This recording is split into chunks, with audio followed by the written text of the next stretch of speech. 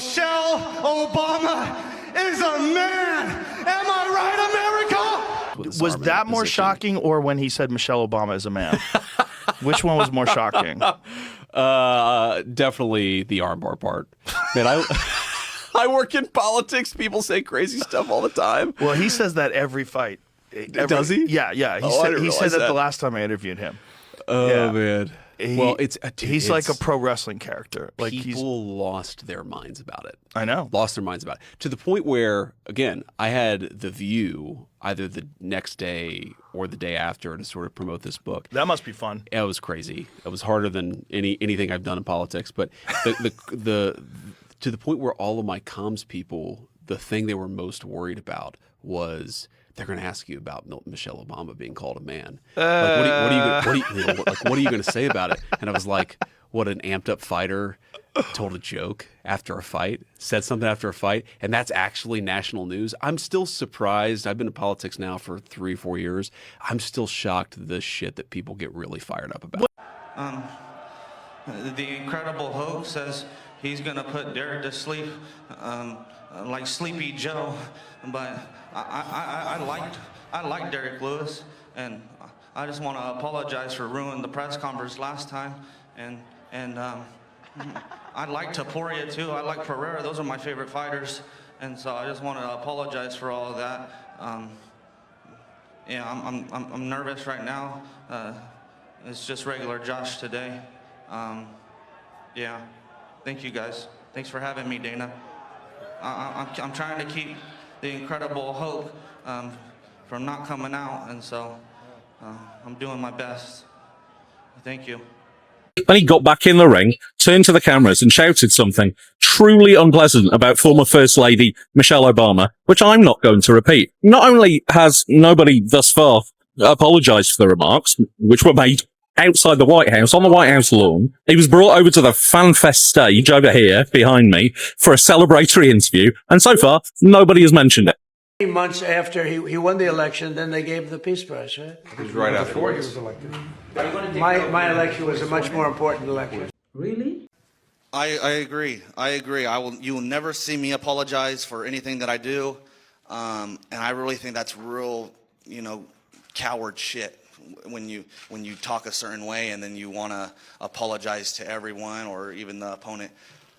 I mean, my opponents have a chance to get my respect when they fight me, and so even after the Curtis Blades fight, you didn't see me go and talk with him, and that's just the game. No ill will to him. At the moment when that guy said Michelle Obama was a man. Yeah, Augustine or Tampa or fucking West Palm, whatever it is, and that guy stands up because Michelle Obama is a man.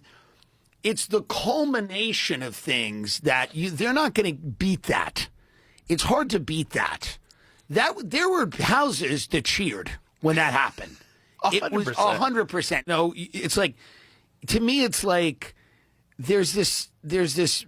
Every cultural thing has a moment where it just explodes, and it's over after that. Michelle Obama is overreacting and making a big deal out of nothing. I was just joking with her, just a harmless comment with no bad intent. But she took it and framed it as racism and a personal attack, which is not how I meant it at all. I'll admit, saying that inside the White House wasn't very respectful. But anyone who knows me knows I've always made jokes like this after winning matches or in casual situations. It's just how I talk sometimes. I've even said worse things before, and it was never turned into something this serious. I was just trying to lighten the mood a bit. What I said is nothing close to the kind of trash talk athletes throw at each other before games. So I don't understand why this one comment is being singled out. Is it because her last name is Obama? Or because of her skin color? When did everything in the U.S. start getting turned into racial politics like this? I can apologize and accept consequences if needed, but I still don't think I did anything wrong. But after the fight, he says while Joe Rogan is holding the microphone, Michelle Obama is a man. And a lot of people were stunned by this, shocked by this. Other people felt as though it should have been condemned right away, which it should have. You have President Trump sitting right there. You got Dana White sitting right there, and you've got Joe Rogan holding the microphone. He doesn't say anything either. Now, after this, a lot of people have come out and said, how dare he do that? Me included. That's not the time and place. If you're celebrating the unity of the United States of America, if you're celebrating 250 years, if that's the kind of disrespect and vitriol you're going to bring to the table, that's disgusting. That's repulsive behavior. And he has since come out today and said, hey, I'm not here to make any friends. Obviously, he wants clicks. He wants views. And the White House did not directly comment on this. They just said he had a great fight. But Dana White, who is the leader of the UFC, did come out and say this is nonsense, which it is. But here's what the story should be. This guy wrestled in high school, phenomenal athlete, phenomenal wrestler. Then he goes, walks on at Fresno State to the football team. He's already wrestling at Fresno State, All-American. Walks onto the football team, makes the football team. Tremendous player. Then he goes and makes the roster for the San Francisco 49ers. So think about this. Imagine if this happened to a kid in the Central Texas area. You're talking local high school, UT Austin. You wrestle, you play football, and then you're going to go play for the Dallas Cowboys. Isn't that a great story? Shouldn't that be the story? But instead, because of this attention economy and because of what we've been rewarding these people for clicks and views, Josh Hokett comes out and says something as disgusting as Michelle Obama is a man. It's really a shame. Laura, I don't play chess, but I know a queen when I see one. Oh, wow. Josh Hokett just became my favorite fighter. Wow. Hey, Laura. Yes. Laura, I know you don't like coffee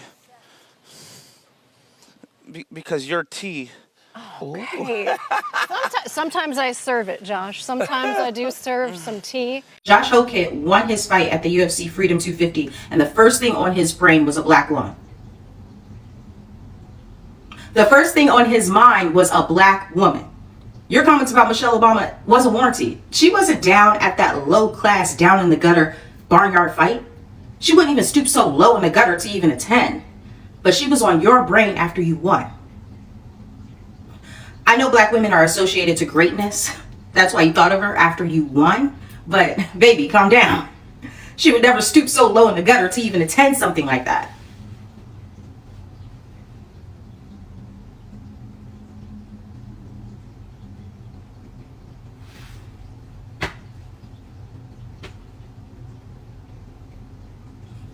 Nah, Dolly, you lost. When is the last time you were at a mall? At a mall? Yeah. A mall, it has been a while, but Yeah. in a store recently. Recently, a store. Ooh, how did that work? Yeah. You wonder. Have you been any public places where people haven't recognized you in the last 10 years? Plenty, yeah. Really? Yeah, I mean, I fly commercial sometimes. I'm driving now. See, the thing, what we realized is that it's not me, it's the Secret Service that usually tips people off. Because you're walking along and some big guy goes, "What? Stop!" And they're not paying attention. They look up, it's like, first of all, why are you touching me? And then they look up, and then it's me. So what we've learned, our team, is that if we just, everybody just quiets down. If I put on a cap, if I've got on a Lululemon something or other, I blend in with all the other ladies. And here's the thing, people. Hey Shane, how'd you enjoy the night, man? It's pretty cool. What do you think of Josh? It was incredible. Can you please? What do you think of him saying Michelle Obama's a man? I didn't love that. Didn't love it? How come? Why did you think? A lot of people have said the opposite. That's why I. Oh, I don't like that. Trump's job. You guys, we're all good. We're all good. Thank you. What do you think? What do you think of the cancel culture? You guys got me on a couple brewskis. All right, thank you guys. But yeah, I didn't like that. Oh, okay. But whatever, he was funny. Hey, Shane. Excuse us. Hey guys, we're heading back.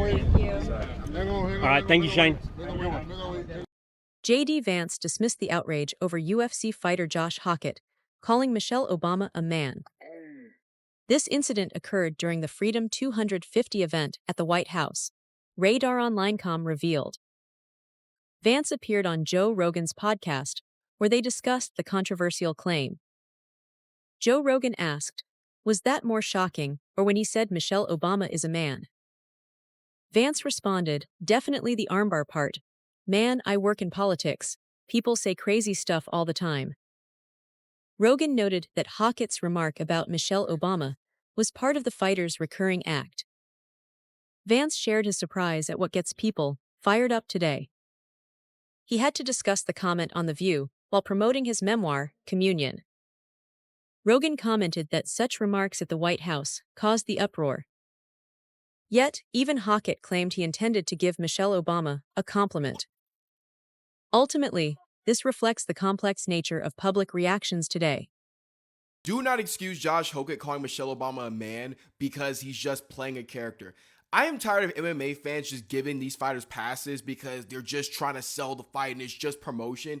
Y'all have to realize that words have meanings and that it gets to a point where y'all have to stop creating this false dichotomy of it's either they say the most bigoted stuff to promote a fight or they don't get any promotion at all. There's clearly options other than those two. I want to say to the general public whose first time seeing MMA was Josh Hockett calling Michelle Obama a man, not all of us feel this way. Not all of us support that. Like, I disavow Josh Hockett because he's a transphobe, and it's not even the first time he's called Michelle Obama a man, actually, because Josh Hockett on the regional scene, after his fight with Eric Lunsford, called Michelle Obama a man in his post-fight speech, and even after he beat Denzel Freeman in the UFC, he called Brittany Griner a man. 2 black women, by the way, and this is the thing.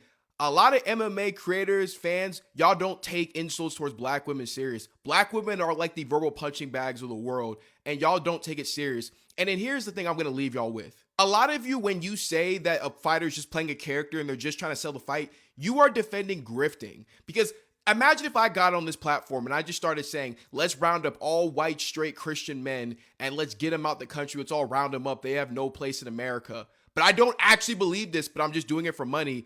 You guys would feel in danger and you guys would feel some type of way.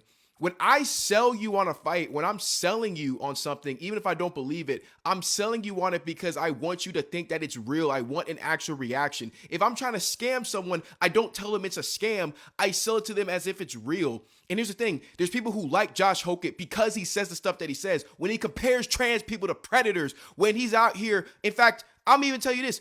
If it's so much of a character, why couldn't he say everyone in that room, everybody in the White House was on the Jeffrey Client list? You know why? Because you know what you're saying is full of it. JD Vance defends UFC fighter who called Michelle Obama a man. And this is not the first time JD Vance to reason like that. Watch this.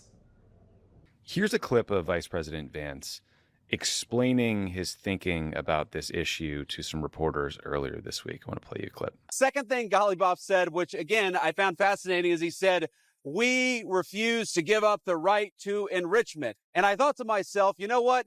My wife has the right to skydive, but she doesn't jump out of an airplane because she and I have an agreement that she's not going to do that because I don't want my wife jumping out of an airplane. We don't really concern ourselves with what they claim they have the right to do. We concern ourselves with what they actually do. And I think the president's been very clear on the enrichment question. Did that make any sense to you? He sounded like an idiot. I'm sorry. Why are we skydiving here?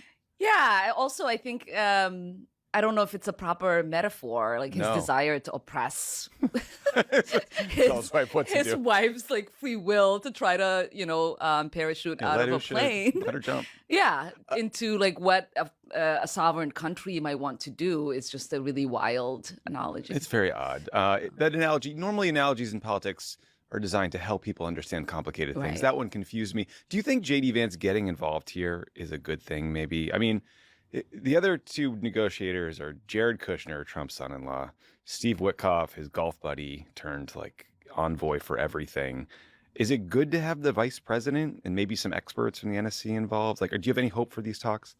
I don't, if these are the 3 people that are leading the charge, right? We saw what Jared and Steve have been able to not negotiate. Mm-hmm. It was their negotiations that has led to Israel bombing Iran and the United States then following suit to do exactly the same thing. Mm-hmm. And so I do not believe that they are the right adults in the room to be able to negotiate something as complex as dealing with Iran's nuclear desires. He's like a pro wrestling character. Like People lost their minds about it. I know. Lost their minds about it. While Vice President J.D. Vance and his delegation were engaged in 21 hours of high-stakes negotiations with Iran, President Trump flew to Miami to enjoy the UFC's light heavyweight championship fight. It was unclear whether the president knew that negotiations had failed by the time he entered the arena, with Kid Rock's American Badass as his entrance song. For the most part, Trump impassively, that's a word used by the New York Times, watched as blood and saliva sprayed out from the fighters in front of him. He also took a moment to speak with UFC commentator and podcaster Joe Rogan. What they discussed is unclear, but the brief exchange follows Rogan's recent criticism and repeated criticism of Trump's war with Iran. That appearance precedes a planned UFC-style cage match on the White House lawn to celebrate America's 250th birthday on June 14th. Yes, that was a real sentence, which also marks Trump's 80th birthday. Also, it was just, there was so much chaos, and the potential for real chaos was always there. First of all, you have the Ellipse. So the Ellipse has, what, 85,000 people outside? Correct. That's right. And for people that are watching at home, like, we could hear them. Yes. Like when the fights, when something would happen. In like kind of a delayed way, right? Yeah, yeah. You'd hear the cheers from the people that were near. So it was like 3,000 plus people tightly close to the octagon. And then you had 85,000 people in the in the background. It was very eerie. Yeah. I actually loved that. Like, I loved the delay reaction to where, you know, somebody get a good punch in or, you know, you get a takedown. And then it was almost like the wave. Right? Yeah. Because there was the initial center of it and then the people outside of it. It was pretty sick. It was pretty sick. It was very cool. I think Dana said not once in a lifetime, or not once in a generation, or once in a lifetime experience. Thank you for watching Great Minds Blacks.